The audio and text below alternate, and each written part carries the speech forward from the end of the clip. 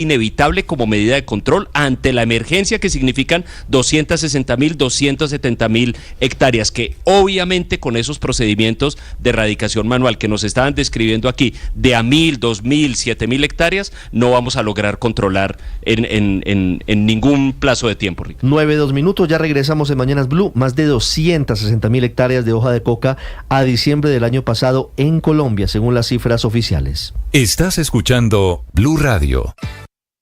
Uno de los cuentos infantiles que más me gusta es el de Hansel y Gretel. Me encanta la idea de ir dejando migajas de pan por el camino para no perderse. Porque yo creo que es una bella metáfora en la vida. Yo creo que en todos los caminos siempre hay señales. Y que si somos capaces de reconocerlas, de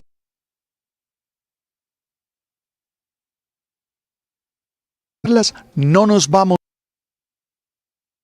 a perder del propósito.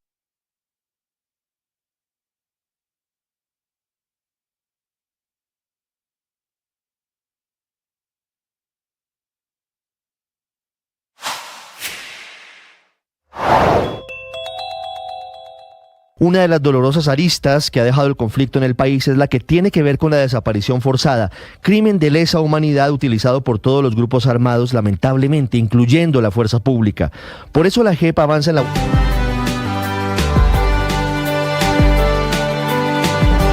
Hay una historia terrible que vincula a un colombiano con un presunto caso de feminicidio en las Islas Canarias.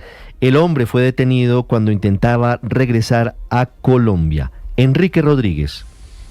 ¿Qué tal, Ricardo? La detención se ha producido en las últimas horas en la localidad de Málaga, que se encuentra en el sur de la península ibérica. Este hombre fue detenido por agentes de la Policía Nacional después de haber huido de la acción de la justicia precisamente en la isla de Gran Canaria. Allí, la pasada semana, se habría cometido el crimen, la muerte de esta mujer que era la compañera sentimental de este ciudadano colombiano, del que las autoridades no han facilitado más datos.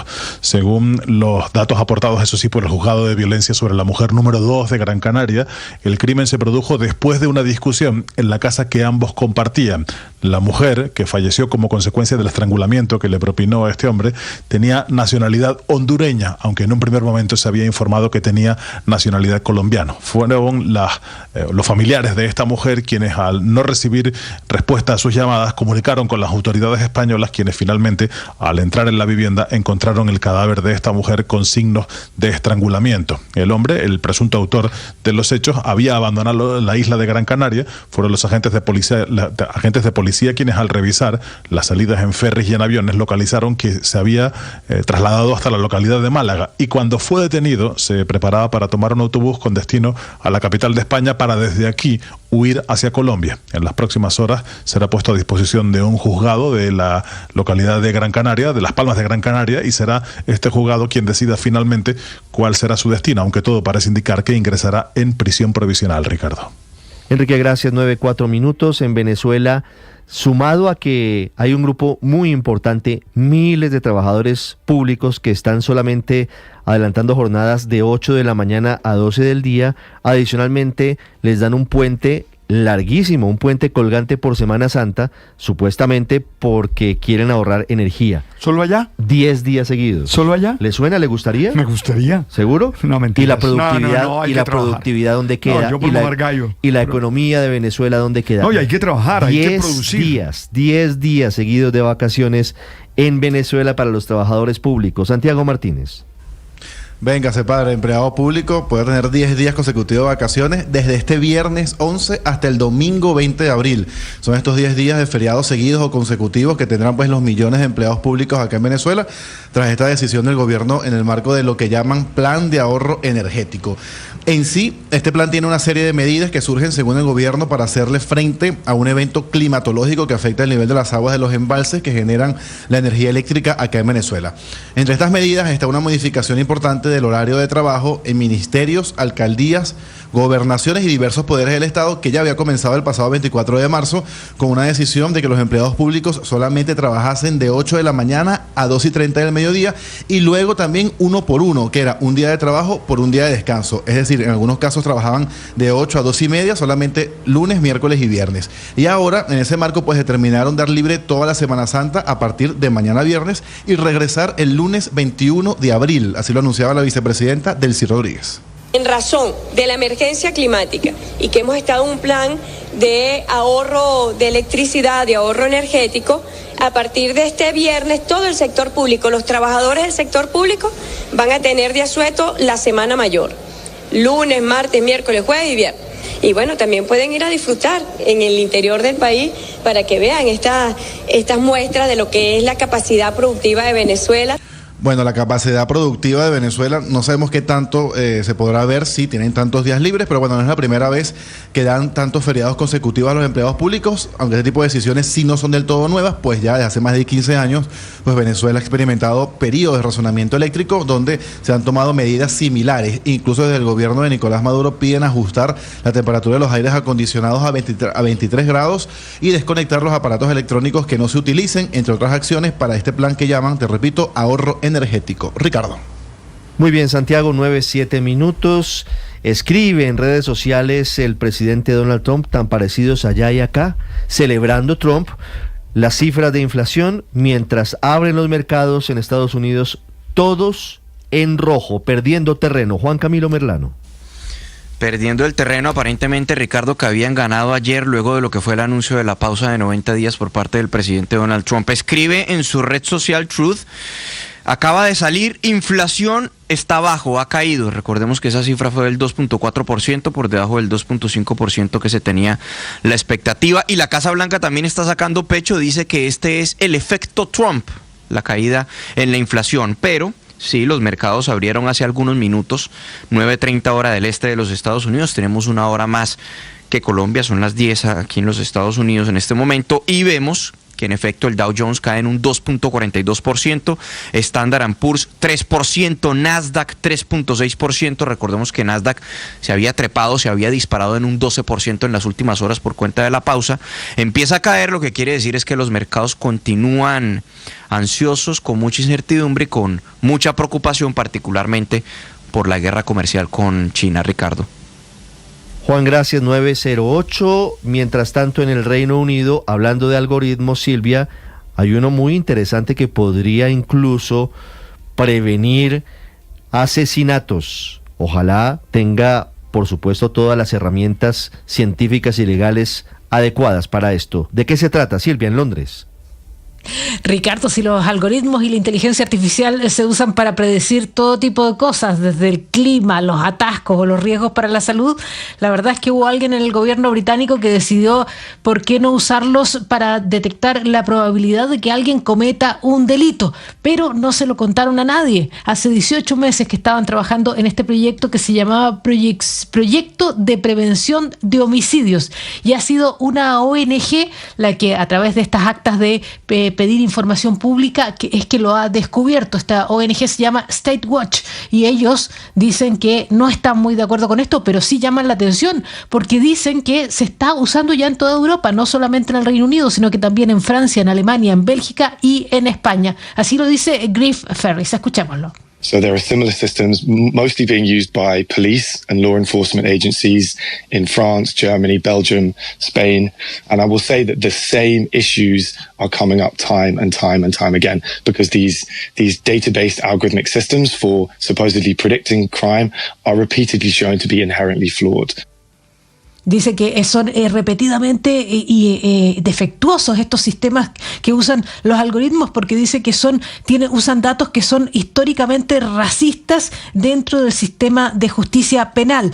La verdad es que el gobierno británico lo ha reconocido. No quiere decir que lo esté usando abiertamente, sino que dice que lo están usando para investigar qué tan cierto es que puede servir. Dice que están usando solamente datos de gente que ya ha tenido problemas con la justicia para predecir si es que estos son propensos al homicidio.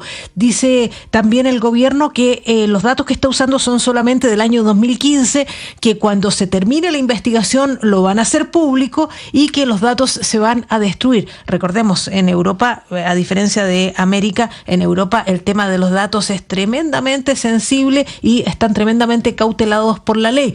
Pero en el Reino Unido, que ya salió de la Unión Europea, han puesto en marcha este proyecto, no se lo tenían contado a nadie, llevaban 18 meses trabajando en ello y ahora ha sido revelado. Queremos saber si efectivamente han podido prevenir de alguna manera el delito, Ricardo.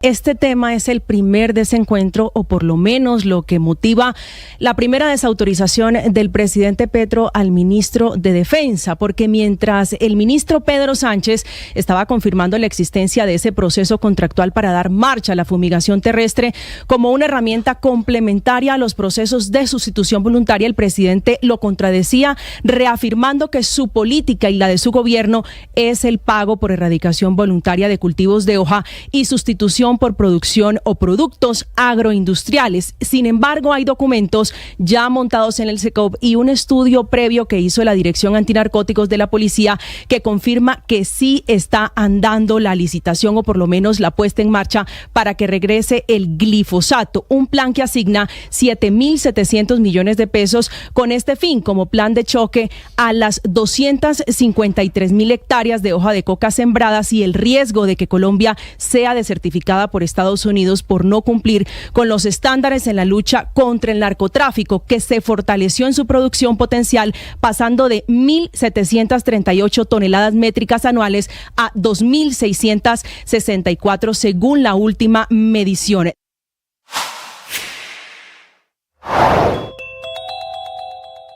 A un día de que se suspendiera la audiencia de imputación contra Daniel Quintero, la lista sigue subiendo y ya son al menos 39 sus exfuncionarios imputados por diferentes hechos. El último caso involucra al exsecretario de Movilidad Juan Carlos Torres y al exdirector técnico de la Secretaría de Infraestructura Rubén López. Esto por un contrato de 16.000 millones de pesos firmado el 29 de junio de 2023, cuando ya estaba en vigencia la Ley de Garantías. Se trató de una maniobra para eludir procesos de contratación públicos transparentes, desconociendo de esta manera lo establecido en el artículo 32 de la Ley 80/93.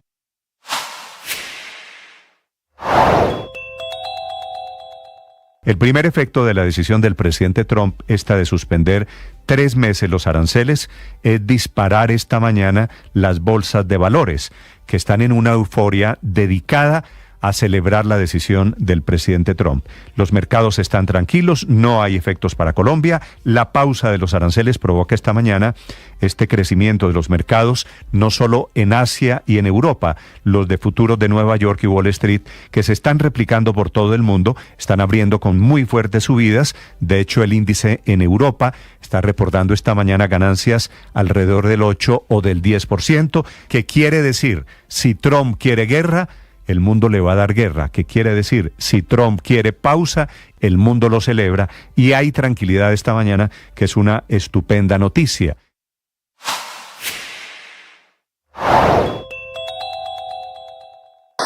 Colombia asumió por primera vez la presidencia pro tempore de la Comunidad de Estados Latinoamericanos y Caribeños, CELAC, durante una cumbre celebrada en Tegucigalpa, en Honduras. En su discurso de aceptación, el presidente Gustavo Petro destacó la importancia de fortalecer la integración regional.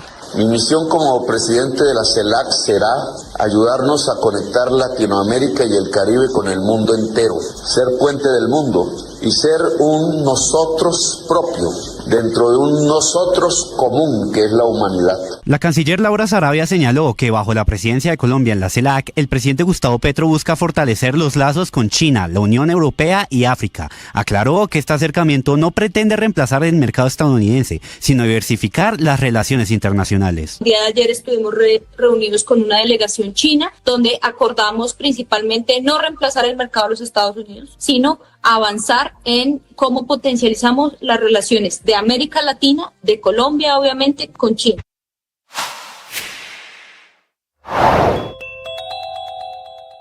Quizá por tratarse de niñas cuyos padres de familia, pero también otros papás ven y dicen pueden ser mis hijas, quizá por el misterio que rodea la muerte, quizá por la intoxicación, quizá por la comunidad del Colegio Nogales o por todo junto, es que el caso de los intoxicados que fueron atendidos en la Fundación Santa Fe se ha convertido en una de las noticias más comentadas y seguidas por la gente en Bogotá.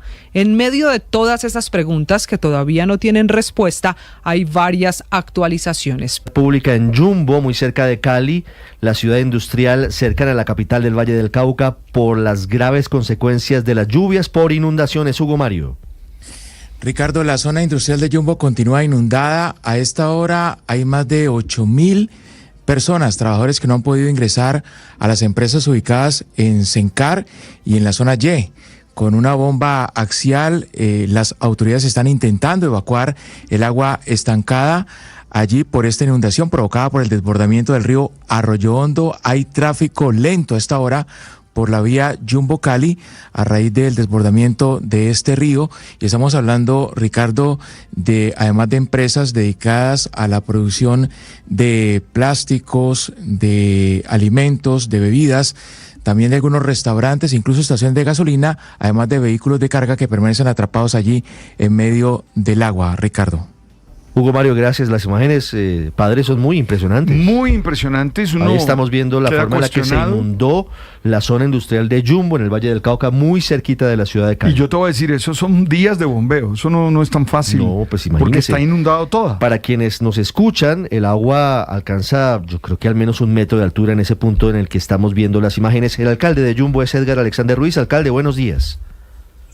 Buenos días a Ricardo y a toda la mesa de trabajo, y buenos días a toda la audiencia de Blue Radio. Mire, alcalde, ¿por qué se producen estas inundaciones? ¿Qué río se desbordó del Cauca? Bueno, con las intensas lluvias que hemos tenido en los últimos días, tuvimos el desbordamiento del río Arroyo Hondo, que nos causó la inundación en la zona Y y en la zona de Sencar. El día de ayer ya declaramos la calamidad pública y estamos con 5 bombas axiales retirando el agua de la laguna de regulación hacia el río Cauca, que también está en un nivel muy alto, y tomamos la decisión de cerrar la vía a partir de las 7 de la noche del día de ayer. ¿Cuál vía, alcalde? Perdóneme. La vía nacional, que comprende el paso de la Glorieta de las Américas hasta llegar a Sencar, para poder instalar unas bombas en Sencar y poder evacuar el agua que está en Sencar hacia la laguna de regulación. Y pues ese ejercicio nos ha servido mucho. Hemos evacuado muchísima agua, el tráfico pues complejo, pero con esta evacuación que hicimos hemos tomado la decisión de reaperturar nuevamente la vía y vamos a cerrar de manera intermitente a las 12, volvemos a abrir a las 5 en la hora pico y volvemos a cerrar a las 8 para tratar de evacuar todo el agua que se encuentra en la zona de Sencar, que tiene inundado a varios empresarios. Lastimosamente hay que decirlo, y esto es un problema que se viene presentando cada vez que llega la ola invernal y que se viene agudizando el cambio climático por la fortaleza ya de las olas invernales, y que la solución para esto nosotros la venimos trabajando desde el año pasado con los estudios y diseños de un plan especial para la zona industrial de Jumbo, que es la zona industrial, la capital del Valle del Cauca a nivel industrial y la sexta del país, y es un proyecto que comprende varias obras. La primera es un colector que recoge las aguas desde la entrada Sameco a Cali hasta Sencar. La segunda es una planta de tratamiento de aguas residuales de la zona industrial. La tercera es una estación de bombeo, y la cuarta son los saneamientos básicos de los callejones y los pavimentos. Y todo este paquete de obras vale alrededor de 500.000 millones de pesos. Ya esos proyectos y esos estudios los vamos a radicar al gobierno nacional y al gobierno departamental.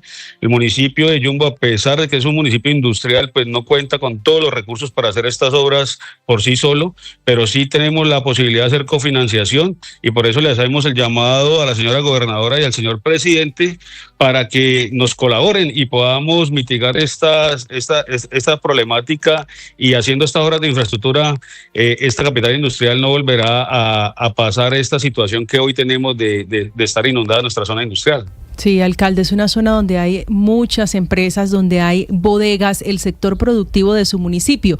¿Cuántas empresas están afectadas por esta inundación? En este momento tenemos un censo aproximadamente de 100 empresas. ¿Y cómo van a hacer, alcalde? ¿Qué tipo de ayudas? ¿Cómo van a hacer para volver a reabrir, para volver a estar en funcionamiento? Bueno, lo primero es que a través de la calamidad pues necesitamos evacuar todo el agua que hay en la zona industrial. Vamos a hacer la descolmatación del río porque quedó bien colmatado y una quebrada también, que es la quebrada La Sorpresa.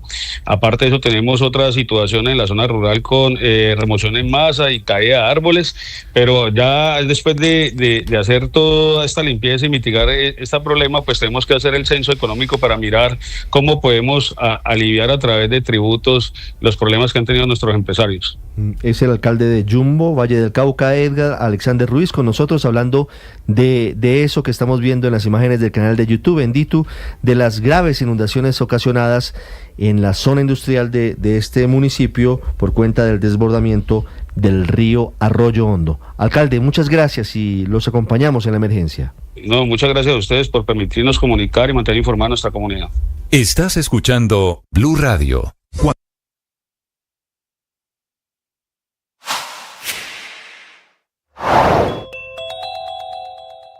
La Unión Europea acaba de anunciar la suspensión por los mismos 90 días de los aranceles a productos norteamericanos para dar una oportunidad a negociaciones, que son las contramedidas que estaba tomando el mundo entero en retaliación a la decisión del presidente Trump. Y así como retaliaron por lo malo, ahora están respondiendo también por lo bueno.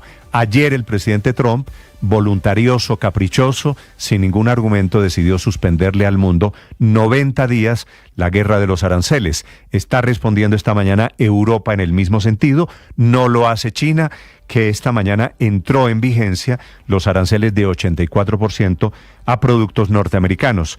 Quiere decir, la guerra que era con el mundo entero se ha pausado. Durante 3 meses estaremos en pausa, pero con China la guerra va. Víctor, hace algunos meses contamos aquí de las dificultades económicas de Procaps, una muy importante empresa padre de la costa de Barranquilla, exactamente, en la industria farmacéutica líder, con muchas dificultades, que por fortuna parecen comenzar a tener solución con inversiones que vienen de Chile. Sí, Ricardo, además dificultades financieras, pero dificultades también en el gobierno corporativo, e inclusive dejó de reportar estados financieros durante un periodo. La empresa había sido cotizada en el Nasdaq, si mal no me acuerdo, en Estados Unidos, y ese mercado decidió expulsarla porque no estaba mostrando resultados financieros, entonces la deslistaron y bueno, en medio de esa problemática, tensiones entre sus accionistas, pues hay una noticia que le da vida a esa compañía. Logran rescatarla, le inyectan $130 millones. Procaps, de origen barranquillero, que es muy conocida por producir medicamentos en cápsulas blandas. Le inyectan $130 millones y con eso cambia el control de la compañía. Los dueños controlantes son otros, quienes llegan y prometen, entre otras cosas, pues fortalecerla, pero también financieramente, pero fortalecerla también en términos de gobernanza corporativa.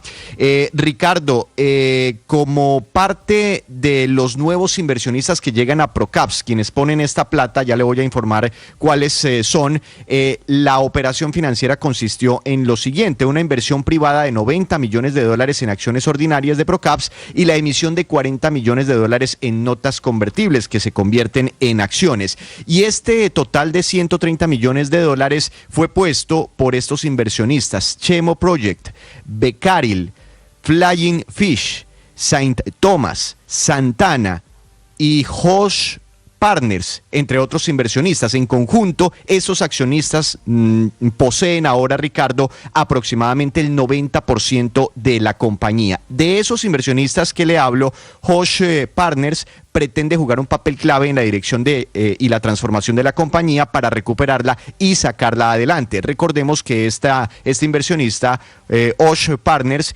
está vinculada con el magnate y empresario chileno Alejandro Weinstein, que básicamente es el que está detrás de toda esta operación, Ricardo. Es decir, que Procaps deja de ser controlada por la familia Minsky, que es la familia fundadora de Barranquilla, y pasa a ser controlada por este grupo de inversionistas liderado por el señor Weinstein. Y Ricardo, vienen muchos cambios para Procaps, entre otras, como parte de ese proceso de transformación, va a trasladar o está trasladando su sede corporativa a la ciudad de Bogotá. Pasa la sede corporativa de Barranquilla a la ciudad de Bogotá como parte de su decisión estratégica, pero anuncian que ese traslado no afecta la presencia operativa, que es muy importante en Barranquilla, generando empleos, donde continuarán ubicados los centros de manufactura, desarrollo de productos y otros equipos operativos clave de la compañía. Entre las estrategias no descartan hacer reorganizaciones de muchas de sus operaciones en varios países y la evaluación de activos estratégicos para ver si de pronto venden algún activo estratégico para coger liquidez y que ayuden estos recursos a pagar la enorme deuda que tiene la compañía. Pero entonces se salva Procaps, hay cambio de control y esa es la noticia empresarial del momento, Ricardo. Víctor, esas gafas que tiene usted son Prada, ¿verdad? ¿Son qué? Marca Prada, no le escuché. Sí, de lujo, Prada. No, ¿qué van a hacer Prada? ¿No? Prada No, de señor, mesitas ¿por del qué? colegio. No. Sí. Tienen pinta de Prada. Se las traje yo de la playa de Santa Marta. Tienen pinta de Prada. 5.000 barras. Les hablo de Prada porque acaba, hablando de negocios, Yo de no tengo para eso. Eso suena muy caro. Grosso, no, tampoco son tan caras. Escúchese esta historia que viene desde Europa, Enrique, en torno a un negocio que también es muy importante en el mundo de la moda. Y que nos afecta, porque en esta mesa de trabajo somos amantes del buen vestir y del estilo, así que esta noticia nos afecta directamente. La casa italiana de moda Prada, la de las gafas, no las de Víctor Grosso, pero sí las de mucha gente, gafas, perfumería y otros muchos productos enormemente caros, acaba de anunciar la adquisición del 100% de otra marca que seguro le sonará, Versace, por 1.250 millones de euros. La compra de Versace, que estaba en el grupo Capri Holdings, tendrá ese valor y está sujeta al ajuste del cierre de la operación, según acaba de concretar la marca italiana en un comunicado.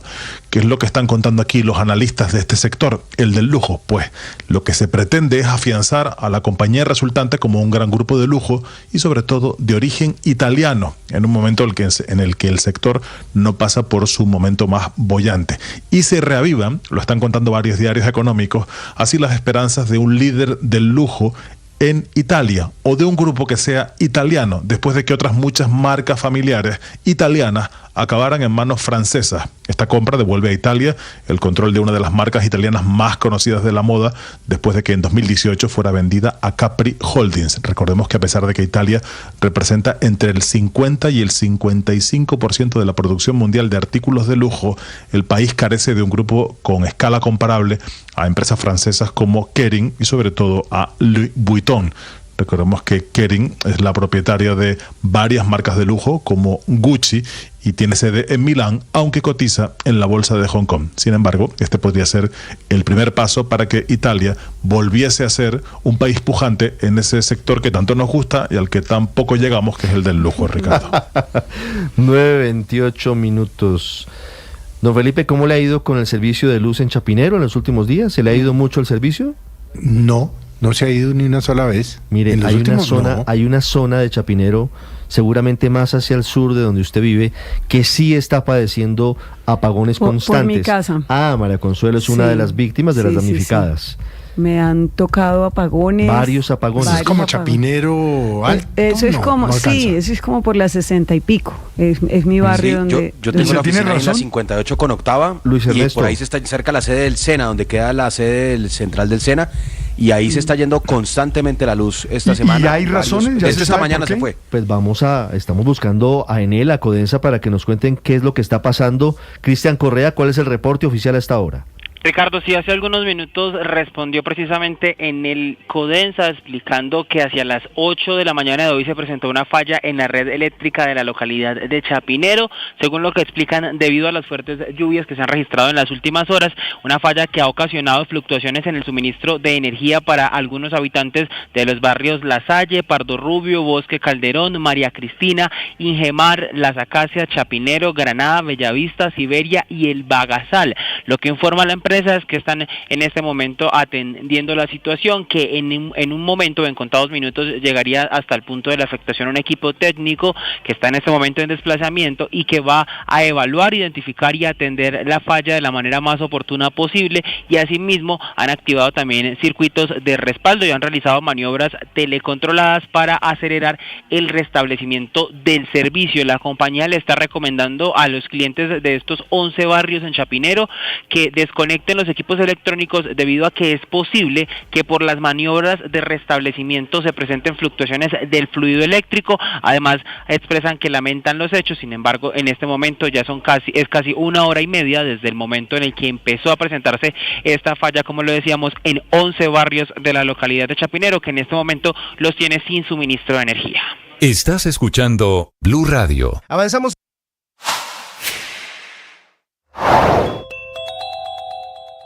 En el aeropuerto Almirante Padilla de Riohacha, hombres armados protagonizaron un violento robo a un carro de valores. Sobre eso habló su alcalde Genaro Redondo en Mañanas Blue. Desafortunadamente en ese momento se estaban haciendo algunas actividades de logística en el aeropuerto y por la parte principal, la frontal, por donde entran los vehículos, generalmente el carro de los bomberos, cuando hay alguna urgencia.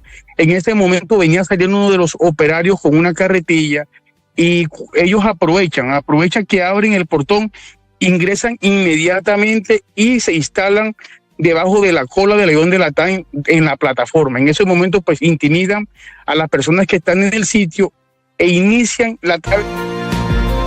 Hablando de la polémica en la sesión de este miércoles 9 de abril en el Congreso de la República, que debía tener como eje a las víctimas del conflicto y que terminó en medio de un agarrón entre algunos congresistas, sacándose en cara los antecedentes de algunos de sus familiares. Escuchamos hace minutos a la senadora María José Pizarro, hija del ex cabecilla máximo del M-19 Carlos Pizarro León Gómez.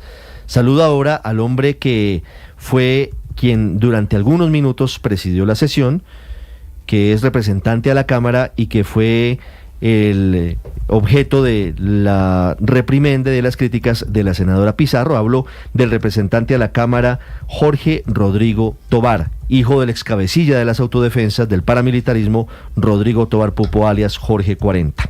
Representante Tovar, buenos días.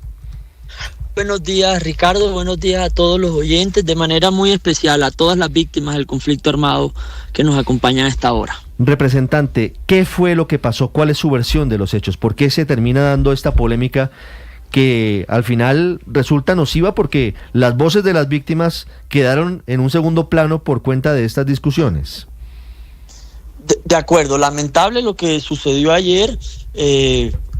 Dos senadoras, estamos en el Congreso en pleno, yo soy vicepresidente de la Cámara de Representantes, el presidente Jaime Raúl Salamanca se encuentra toda esta semana por fuera del país, razón por la cual yo asumo la presidencia de la Cámara y la vicepresidencia del Congreso en pleno.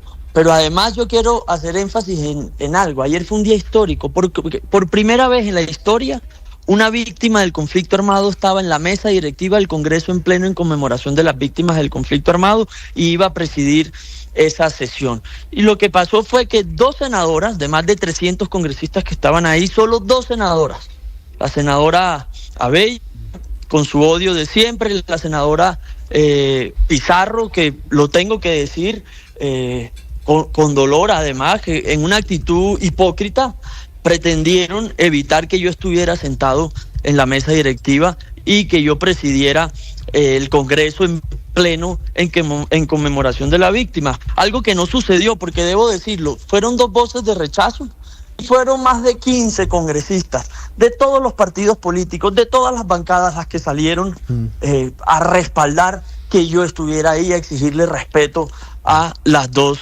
senadoras. Representante, ¿usted es víctima del conflicto? Por supuesto, yo soy víctima del conflicto armado, registrado hace más de 15 años, pero además yo ocupo una de las curules de paz, yo represento a las víctimas. ¿Y por qué es víctima del conflicto, representante? Perdóneme. Ya te digo, déjame y termino de responder. Represento a las víctimas del conflicto armado de los departamentos del Cesar, La Guajira y Magdalena, que fueron quienes me eligieron. Es que yo estaba ayer sentado ahí porque las mismas víctimas, los campesinos, las comunidades indígenas de esos departamentos me eligieron. Yo soy víctima porque fui desplazado por la violencia. Yo soy víctima porque me tocó irme al exilio. Yo soy víctima porque familiares estuvieron secuestrados por la guerrilla. Yo soy víctima porque me asesinaron familiares. Uno de ellos, Sergio Tobar Pupo, mi tío, un 24 de diciembre en la ciudad de Valledupar. Es que si eso no me hace víctima, ¿qué es la victimización en este país? Lo que sucedió ayer fue una revictimización de estas dos senadoras en contra de una víctima del conflicto armado. Representante, por supuesto que este argumento es un argumento que es importante para la discusión. De otro lado está la situación de su padre, que es uno de los más grandes victimarios de la historia reciente de Colombia, alias Jorge 40, temible cabecilla paramilitar. Y en gracia de discusión, porque lo hablamos hace un rato aquí con la senadora Pizarro y nos decía que ella tampoco aceptaría liderar la sesión del Congreso en un día de víctimas por los antecedentes de su padre Carlos Pizarro. ¿Usted no considera que allí podría existir un impedimento suyo para liderar una sesión como estas, teniendo en cuenta los antecedentes de su padre? Ninguno, pero además a la senadora Pizarro que no le diga mentiras al país, que ella ha estado en esas sesiones de víctimas, que ella ha estado en comisión de paz, entonces que no venga hoy con un discurso de doble moral a decir que ella no hubiera estado cuando ya ella en el pasado ha estado en ese tipo de sesiones y ha hablado en ese tipo de sesiones. Yo quiero decirte algo muy claro, mira, mi papá es Rodrigo Tobar Pupo, una persona, como lo dices tú, perteneció a las Autodefensas Unidas de Colombia, firmó un acuerdo de paz, se desmovilizó con más de 5.000 hombres y está pagando por sus responsabilidades. Las responsabilidades penales en este país son individuales. Yo no puedo responder por lo que hizo mi papá. Él está respondiendo, lleva más de 20 años preso. No me pueden pedir a mí que responda por las responsabilidades de él. Ahora, yo que sí puedo hacer lo que he hecho, que es cambiar mi historia, que es poner a disposición del país, de la paz del país, de la reconciliación del país, mi experiencia de vida para trabajar porque este país cambie, para trabajar porque los fusiles que siguen asesinando hermanos colombianos algún día los logremos silenciar, para trabajar para que ningún otro colombiano, se llame como se llame, le toque vivir lo que a mí me tocó vivir. Lo que a millones de colombianos les ha tocado vivir por culpa de la violencia. Pero además yo creo que las senadoras irrespetaron más que a mí, irrespetaron a todas esas víctimas que me eligieron en unos territorios que han sufrido las nefastas consecuencias de la violencia de todos los grupos armados al margen de la ley y creyeron en mí y por eso yo estaba sentado ahí en representación de ellas. Entonces la ofensa y la revictimización no fue solo contra mí, sino también contra las miles de víctimas que me eligieron. Son las 9:38 minutos. En eso lamentablemente termina una sesión que debía estar centrada en las víctimas. Nos habla una persona que está registrada como víctima de la violencia, con unos asuntos allí personales que también estuvieron en medio del debate y de la discusión en un país como este que tiene un larguísimo conflicto que no termina. Representante Jorge Rodrigo Tobar, muchas gracias. Muchísimas gracias a ustedes por el espacio. Aurelio, en medio de la discusión, las víctimas de a pie tuvieron menos espacio para poder expresarse en el Congreso por cuenta de esta pelea entre delfines, si me permite la expresión. Sí, Ricardo, es que seguimos con el cuento de es hijo de, es hija de, es esposa de, es tío de, es abuela de, y eso realmente, mire lo que produce. No lo discutíamos esta semana, la esposa de, entonces ahora yo creo que los delitos de sangre no existen, y me parece que tanto la doctora Pizarro como el doctor Tobar, estoy hablando de los dos congresistas, pues tienen, pues por supuesto, una familia o familias que han estado involucradas en actos de violencia en el país, de violencia grave, ambos casos, ¿sí? Pero eso no los hace que impida presidir una sesión o que pueda hacer un reclamo. Pero mientras el país siga en el cuentazo de los delitos de sangre, los actos delictivos de sangre, los errores de sangre, estamos profundizando todavía más los conflictos y en últimas la violencia también, verbal. Pero violencia... Cero reconciliación, Cero ejemplo desde el Congreso de la República. Luis Ernesto. Es que la historia de vida de Jorge Tovar y de María José Pizarro son idénticas. Ninguno de los dos es culpable por los delitos de sus padres y ninguno de los dos tiene derecho a creerse superior moralmente al otro, ni a juzgarlo, ni a decirle, tú no puedes hablar, tú sí puedes hablar.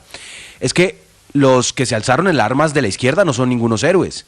Cometieron un error, cometieron un delito, igual que los que se alzaron en armas con las banderas de la derecha y del paramilitarismo. Esa es la historia de dolor de que este país quiere pasar la página, y lástima que se desaprovechó la oportunidad en una sesión justamente conmemorativa del Día de las Víctimas para que haya reconciliación, porque es que la reconciliación nace de ahí, de reconocer primero que claro, que en la sociedad hay errores como los que cometió los que se alzaron en armas en la guerrilla y los que se alzaron en armas del paramilitarismo, pero que tenemos que superar esos errores y especialmente las generaciones que siguen tienen que hacerlo, es decir, los hijos de ellos, que como son Pizarro y Tovar, pues deberían comportarse distinto, no caer en la misma trampa ahora, de ese dolor. Hay algo que también hay que decir, Luis Ernesto, y es que quien comienza la pelea es la senadora María José Pizarro. Y la senadora... Sí, no tiene ninguna autoridad moral para hacerlo. Claro, no tiene ninguna autoridad moral para hacerlo. Es que hay un asunto allí, es el prurito. Ni es superior moralmente porque la lucha... Ese es el punto, el prurito de creer que porque Pizarro era de izquierda es menos criminal. Es que ahí está la equivocación. Que Jorge 40 que era de derecha o que es de derecha. La lucha armada es igual de condenable, sea de izquierda o sea de derecha. Eso es lo que tiene este país ensangrentado. Y por eso yo celebro que estén en el Congreso de la República María José Pizarro, pero también este señor Tovar, y que los dos puedan ser ejemplo de que el país puede avanzar, superar las historias de violencia, de dolor, de matazón. Pero ayer no dieron ese tramitar las diferencias de manera civilizada. No, pero ayer lamentablemente se perdió una oportunidad. Yo también creo lo mismo. 9:41, Andrés. No, pero esas fricciones... Esas fricciones yo creo que son relativamente normales en el proceso de un país que deja atrás ciertas expresiones de violencia. Es decir, yo creo que ambos, tanto María José Pizarro como Jorge Tovar, están legítimamente ocupando sus puestos en el Congreso de la República. Creo que ayer cometieron errores, esas descalificaciones no están bien, y estoy de acuerdo con lo que han dicho aquí, los delitos de sangre no existen. Yo, sin embargo, insisto que estos son fricciones relativamente normales. Lo que sí no me parece normal, y me parece un retroceso muy grave que ha dado este país en el tema de víctimas y en el tema de la superación de la violencia y del conflicto, es que ahora tenemos al presidente de la República en persona reivindicando y justificando los crímenes, las atrocidades, los delitos y la violencia de una de las organizaciones armadas que hubo en la historia de Colombia. Entonces, cuando tenemos al presidente diciendo, en este país ha habido violencia, masacres y todo eso, pero algunas de esas expresiones de violencia, algunos crímenes, secuestros, asesinatos, emboscadas, lo que quiera, sí eran legítimos y sí eran justificados, que son los nuestros del M-19, me parece que es un retroceso terrible, y lamentablemente el presidente ha venido consistentemente haciendo esa justificación de los crímenes del M-19.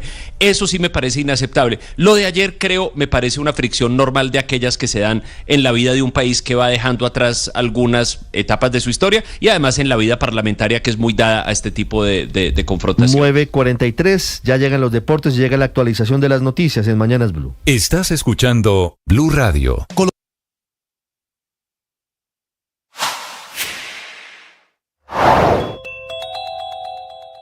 Este tema es el primer desencuentro, o por lo menos lo que motiva la primera desautorización del presidente Petro al ministro de Defensa, porque mientras el ministro Pedro Sánchez estaba confirmando la existencia de ese proceso contractual para dar marcha a la fumigación terrestre como una herramienta complementaria a los procesos de sustitución voluntaria, el presidente lo contradecía, reafirmando que su política y la de su gobierno es el pago por erradicación voluntaria de cultivos de hoja y sustitución por producción o productos agroindustriales. Sin embargo, hay documentos ya montados en el SECOP y un estudio previo que hizo la Dirección Antinarcóticos de la Policía que confirma que sí está andando la licitación, o por lo menos la puesta en marcha para que regrese el glifosato, un plan que asigna 7.700 millones de pesos con este fin, como plan de choque a las 253.000 hectáreas de hoja de coca sembradas y el riesgo de que Colombia sea desertificada por Estados Unidos. 9:44 a esta hora la información deportiva con TCC en Mañanas Blue. En pase está habilitado Urrutia, ahora sí, Urrutia, dentro Colombia. Y fue adentro 5 veces para Colombia. Fue goleada 5-1 ante Venezuela en la semifinal del Sudamericano Sub-17. Santi Londoño marcó 3 y es el goleador de Colombia en este torneo. Al final, la selección nacional, la colombiana, se quedó con el tiquete a la final del torneo, algo que tiene feliz a su técnico, Freddy Hurtado. Contentos, felices, era uno o es uno de nuestros objetivos el título. Primero iniciamos con la clasificación, luego pasar a la final, ahora el siguiente objetivo es el título. Los chicos están contentos, quería verlos felices, quería verlos disfrutarlo, están. Ahora pensar en este partido que viene, que es el más importante porque es el que sigue y aparte de eso nos vamos a jugar una final. Entonces estamos contentos a recuperarlos ahora y a pensar en ese partido. Colombia se enfrentará ante Brasil por la corona del Sub-17. Será en el estadio Jaime Morón de Cartagena este sábado, en horario por confirmar de parte de la Conmebol. Tocando por la izquierda, el balón que le corresponde a Barrios. Cruza la mitad del campo, balón dominado. Por la izquierda espera Dairo Moreno. ¡Impresionante! ¡Qué gol! Y fue impresionante, golazo de Dairo Moreno que abrió el camino de la victoria del Once Caldas en Chile. Su gol 354 y la ruta para sellar la victoria ante Unión Española en la Copa Sudamericana. 2-0 fue el resultado final y claro, la visión positiva del profe Herrera del triunfo del Blanco.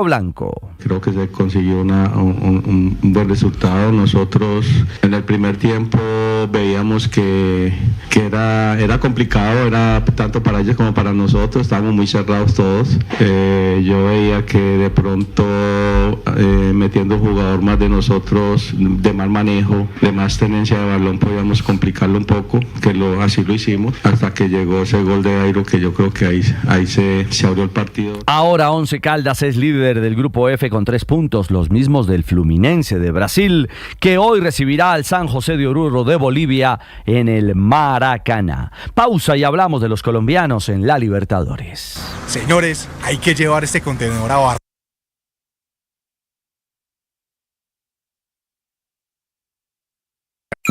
Escanea este código y suscríbete a nuestro canal de YouTube, @Blue Radio Co. Y disfruta y participa de la programación de Blue Radio. Blue Radio, le ponemos cara a la radio. Blue Radio, la alternativa. Na boca do gol, para atacar a Felipe, atenção, desviou, Rios, toca,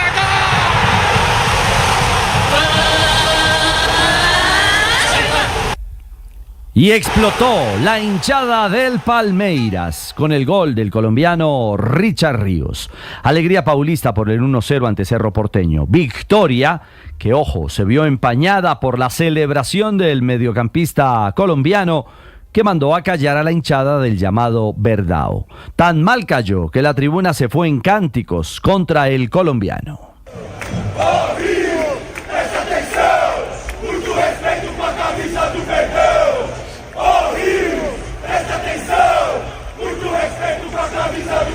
Oh Ríos, presta atención, mucho respeto por la camisa del Verdão, le cantaron desde la tribuna. Bueno, eso y mucho más al jugador colombiano Ríos, que tuvo que salir a apagar el incendio que él mismo provocó. Fala, rapaziada, quiero dedicar este trofeo a toda la afición auriverde. Una vez más quiero pedir disculpas, esto es de ustedes. Siempre entramos al campo para representarlos. Quiero que sepan que siempre daré mi vida en la cancha por este club. Gracias una vez más por su apoyo, su cariño y por aceptar mis disculpas. Palmeiras es líder con 6 puntos, 2 juegos, 2 triunfos en la Libertadores, seguido por el Bolívar de La Paz, también con 3 unidades. Y también por Libertadores, hoy primer examen como visitante para Atlético Nacional. El verde de Antioquia visita al Internacional en Porto Alegre. Nacional viene de ganar y ahora le apunta a su primer triunfo fuera de casa, como lo analiza el 10 verdolaga, Edwin Cardona. Bueno, yo creo que todos los partidos de Libertadores son importantes, pero yo creo que este va a ser especial por lo que significa, obviamente por el contexto de que va a ser un partido para nosotros muy difícil, así que nada, creo que va a ser importante la concentración. Dios quiera, obviamente venimos a buscar los 3 puntos, que eso va a ser clave para pasar esta primera fase, que es un grupo demasiado difícil. Atlético Nacional juega en Brasil, mientras que Atlético Bucaramanga también lo hará hoy. Jugará en Argentina frente al Racing en Avellaneda. Serán 2 duros exámenes para los clubes colombianos en el continente.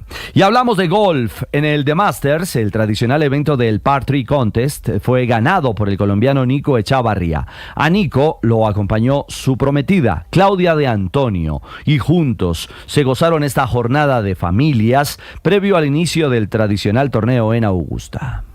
Disfrutamos mucho este Par 3, era la primera vez que venía a jugarlo y claramente nos fue muy bien, entonces disfrutando mucho. Fue una experiencia increíble. Le gusta jugar campos sin practicarlos, aparentemente, pero pasamos súper rico. Nico ahora tiene el reto de acabar con la maldición de que quien gana el torneo Par 3 nunca ha sido campeón, ganador del The Masters en Augusta. But even for me, seeing that emotion in his eyes, it was, how is it going to be in the first half? Doncic inside, puts it up and in. 45 for Doncic. Sí, 45 para Doncic. Lo de Luka en su retorno a Dallas fue mágico. Anotó 45 puntos. Fue la gran figura de los Lakers en la victoria 127-97 contra los Mavericks y terminó entre lágrimas en su primer juego tras ser traspasado de Dallas a la franquicia angelina. Además de su mejor marca anotadora de esa temporada, el esloveno sumó 8 rebotes y 6 asistencias para consolidar la clasificación de los Lakers a los playoffs de la NBA. Todo bien para Doncic, que lloró tras el video homenaje de los Mavericks en una noche estelar. Volvió a casa, pero vestido de angelino y construyendo una gran victoria para los Lakers. Con la magia de la NBA cerramos la información deportiva. 9:51 a esta hora en Mañanas Blue.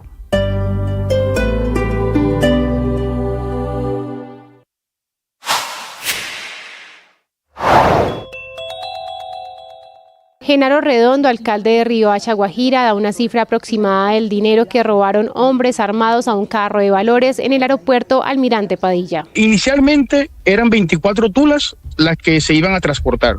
Sin embargo, quedaron 12 en el sitio. Ellos alcanzaron a llevarse unas 12 tulas y no podemos cuantificar, pero si en estas 3 tulas encontramos casi 2.000 millones de pesos, quiere decir que la suma era bastante considerable, porque solamente las que tulas, se le incautaron en 3 tulas. En 3 tulas. 2.000 millones de pesos. Sí, señor. Y eran 24 tulas. Lo que no sabemos son las nominaciones, obviamente, de los billetes, pero en lo que alcalde, se pudo recaudar ayer. Si en todas las tulas había más o menos la misma plata, estamos hablando de que el robo intentó ser de 16.000 millones de pesos. Se podría pensar así si más o menos hacemos una cuantificación por lo que hemos evidenciado en el momento de la captura de estos delincuentes. Sigan toda esa información en nuestro canal de YouTube. En Blue le ponemos cara a la radio.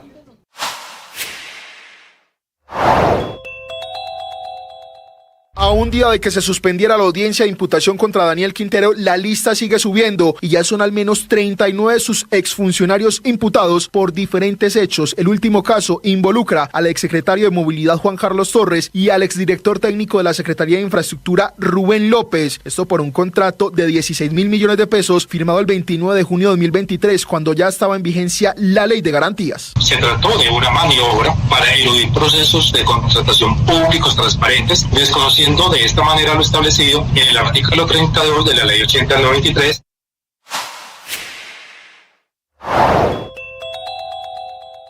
Genaro Redondo, alcalde de Riohacha, Guajira, invita a la comunidad que tomó parte del dinero hurtado a un carro de valores en el aeropuerto Almirante Padilla a que lo devuelvan. Yo no voy a entrar a tomar juicios aquí, pues a priori. Se supone que en estos momentos nosotros hemos levantado la solidaridad y hemos lanzado un comunicado que todas las personas que tengan un billete alrededor de lo que se produjo en el aeropuerto el día de ayer, pues que lleguen a la policía o que lleguen a la fiscalía y hagan su debida denuncia de la forma como llegó ese billete a su mano. Esperamos que durante todo el día se pueda presentar pues una situación donde todos seamos solidarios. Entendemos de que es un evento para nosotros fortuito y en este momento lo que necesitamos es mostrar la solidaridad, pero también la contundencia de una seguridad que a pesar de la violación de los protocolos por parte de la empresa transportadora, no haber tomado los protocolos del aeropuerto, nosotros hoy sí podemos dar un parte positivo de que con la policía y el ejército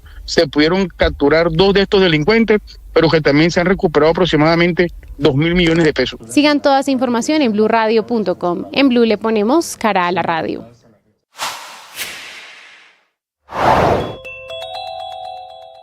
El primer efecto de la decisión del presidente Trump, esta de suspender 3 meses los aranceles, es disparar esta mañana las bolsas de valores, que están en una euforia dedicada a celebrar y lo que se ha perdido.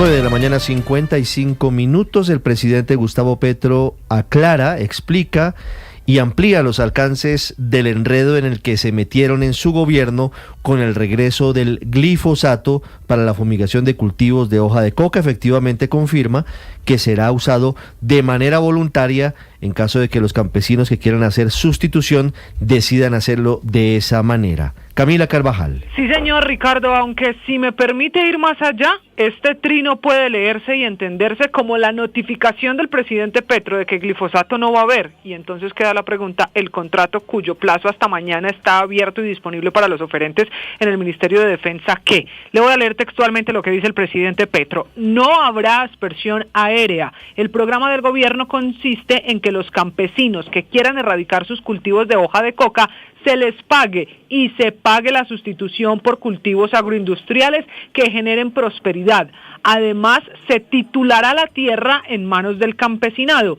Si por el tamaño del cultivo se necesita más mano de obra, entonces se les financiará. El programa consiste en arrancar las matas, que es más definitivo y sano que fumigar hojas y tallos. Este programa, por acuerdos con los campesinos y por acuerdos con grupos armados en desmovilización, ya alcanza más de 30.000 hectáreas este año y sigue avanzando. De acuerdo con la sentencia de la Corte, solo después de cumplirle al campesinado de la región, se evaluará otro tipo de acción para cultivos industriales.